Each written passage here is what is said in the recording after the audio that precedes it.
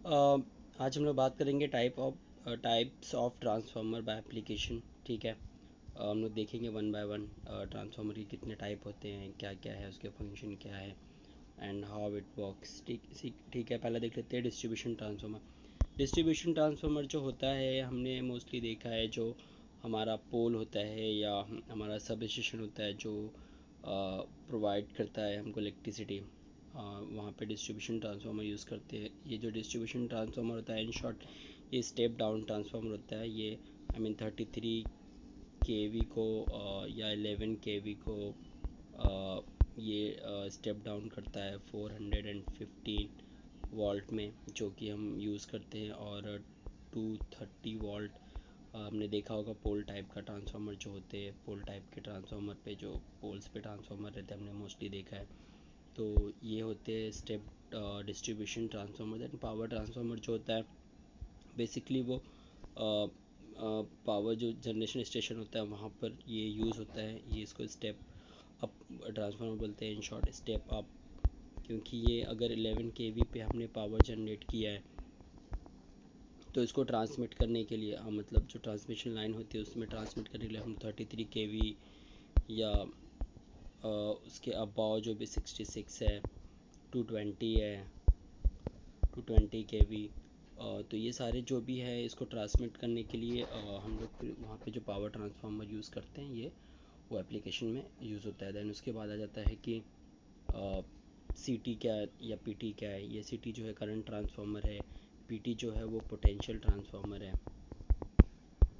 ये दोनों in short measuring के लिए यूज़ होता है। ये सब स्टेशंस में होते हैं। नेक्स्ट लेक्चर में आगे चल के मैं उसके फ़ोटोग्राफ्स दिखा के आपको एक्सप्लेन भी कर दूंगा कि इसका पर्पस क्या होता है, कैसा यूज़ होता है ये सब स्टेशन में, या कैसा यूज़ किया जाता है, या इसका फंक्शन क्या होता है। तो सी टी और पी टी जो है वो मेजरिंग के लिए यूज़ होता है। एंड इसका जो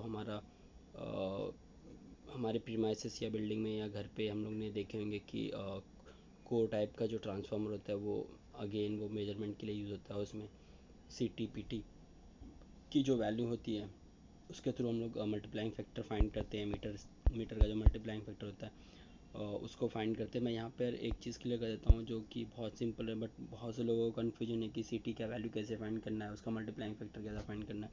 एकदम सिंपल होता है। सपोज टेक एग्जांपल कि ये 600 है, सी टी रेशो 600/5 है। ओके, तो इसका जो मल्टीप्लाइंग फैक्टर है वो 120 होगा, राइट। 600 डिवाइड बाय 5 जो होता है वो 120 होता है, राइट। तो ये एकदम सिंपल सा है, बट मैंने देखा है काफ़ी सारे लोग बहुत रॉन्ग डेटा प्रोवाइड करते हैं, काफ़ी कॉम्प्लिकेटेड इक्वेशंस दिखाते हैं एंड देन वो बोलते हैं कि जो सी टी रेशो है वो ऐसा फाइंड होता है। बट नहीं, इट्स बहुत सिंपल सा होता है। आपको जस्ट सी टी के ऊपर रेशो चेक करना है। अगर 600/5 है तो जस्ट डिवाइड कर दो, जो भी वैल्यू आएगी वो उसका मल्टीप्लाइंग फैक्टर हो जाता है, दैट्स इट। इसके अलावा इसमें कुछ भी रॉकेट साइंस नहीं है। ओके, आई होप ये क्लियर हो गया। मैं नेक्स्ट लेक्चर में इसके ऊपर एक वीडियो भी बना दूंगा सेपरेटली। देन फर्नेस ट्रांसफार्मर क्या होता है, तो सी डेफिनेशन जो कि मैंने यहाँ लिखा है, furnace transformer are use to step down from voltage between 11 and 33 kV to level of several hundred voltage only. This result is massive secondary current. As example, 30 MVA unit to 150 volt would result in a secondary current of 115 kilo ampere. Obviously अगर मैं इतने heavy transformer को अगर मैं use कर रहा हूँ furnace में, अगर मैं उसका वोल्टेज 150 करूँगा, तो सिंपल सा कॉन्सेप्ट है कि अगर जो वोल्टेज वोल्टेज बढ़ता है तो करंट कम होता है।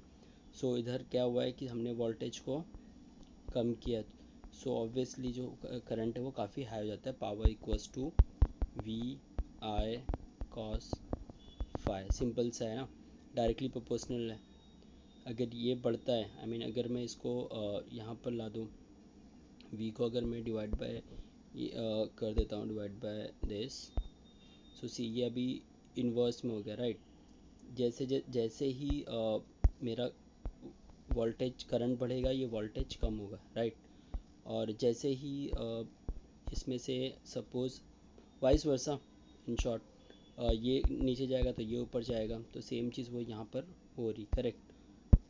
दैन उसके बाद आता है rectifier transformer. Rectifier consist of diode, obviously rectifier है तो इसका मतलब ये होगा कि वो डायोड होगा उसमें, ठीक है।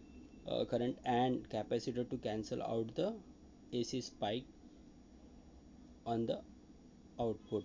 ऑब्वियसली ये जो ट्रांसमिशन लाइन होती है या सबस्टेशन होते हैं वहाँ पर ये रेक्टिफायर ट्रांसफार्मर यूज़ होते हैं, जो डीसी टू डीसी हम लोग जहाँ पे पावर ट्रांसमिट करते हैं। जैसे अभी कल्याण में एक है, वहाँ पर एक है DC to DC sub station, जहाँ पर मैंने खुद पर्सनली जाकर देखा था। उसमें फैराडेज केज होता है, वहाँ पर आपको जाना पड़ता है, उसके अंदर आप जाकर फिर वहाँ से आप देखते हैं बहुत बड़े रेक्टिफायर्स होते हैं, लाइक तीनों फेज़ के लिए 3 रेक्टिफायर। आई मीन अगर आप एक 22 फ्लोर का बिल्डिंग ले लें तो अब अराउंड उसकी वो एक रेक्टिफायर की साइज़ होती है। सो सेम ये स्टेप अप स्टेप डाउन के लिए होता है। देन रेक्टिफायर का बेसिक काम ही वही होता है कि जो स्पाइक्स होते हैं डीसी में वो उसको क्लियर करने के लिए यूज़ करते हैं हम लोग। तो ये बेसिक था उसका रेक्टिफायर ट्रांसफार्मर।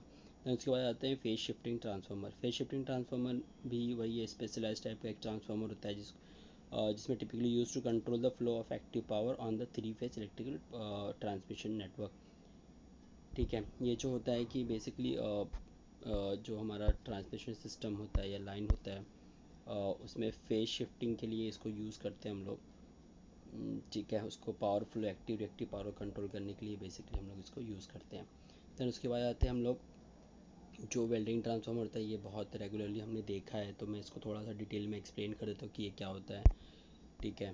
तो ये ये जो होता है कैसा है, देखो ये हमने एसी पावर सप्लाई इसको दे दिया है हमने, ये हमारा वेल्डिंग ट्रांसफार्मर है, राइट। इसमें क्या होता है, ये एसी ये प्राइमरी साइड हो गया, ये सेकेंडरी साइड हो गया, ये पी हो गया, ये एस हो गया। यहाँ से फिर हमारा स्लोप एंड ऑल वो सब ये। दैन यहाँ पर रेक्टिफायर लगा है, दैन यहाँ पर रेक्टिफायर लगा हुआ है जो एसी को डीसी में कन्वर्ट करता है, ये डायोड।